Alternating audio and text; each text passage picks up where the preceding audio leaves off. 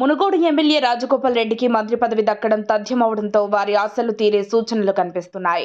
MLA Komatireddy Rajagopal రెడ్డికి మంత్రి పదవి ఖాయమని, ఎంపీ ఎన్నికల అనంతరం ఆయనకు మంత్రి పదవి ఇచ్చేందుకు రంగం సిద్ధమైనట్లు సమాచారం. ఈ తరుణంలో కోమటిరెడ్డి రాజగోపాల్ రెడ్డి కూడా మంత్రి పదవిపై ఆశలు పెంచుకున్నారు. ఇదిలా ఉండగా భువనగిరి ఎంపీ అభ్యర్థిగా చామల కిరణ్ కుమార్ రెడ్డి పేరును కాంగ్రెస్ హైకమాండ్ ప్రకటించింది. భువనగిరి ఎంపీ అభ్యర్థిగా రాజగోపాల్ రెడ్డి సతీమణి లక్ష్మిని పోటీ చేయాలి అని కాంగ్రెస్ హైకమాండ్ చెప్పిన రాజగోపాల్ రెడ్డి దానికి అంగీకరించలేదు.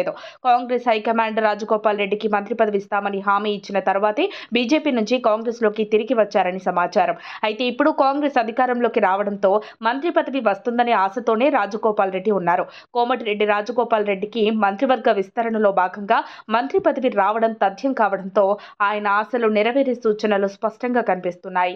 తాను హోమ్ మినిస్టర్ అవుతానని పలు సందర్భాల్లో వివిధ సభలలో ఆయన తన మనసులోని మాటను చెబుతూనే ఉన్నారు. అయితే హైకమాండ్ రాజగోపాల్ రెడ్డికి ఏ పదవి ఇస్తారో తెలియదు. కానీ వారికి మంత్రి పదవిపై కాస్త మక్కువ ఎక్కువ అనే విషయం మాత్రం తెలుస్తోంది.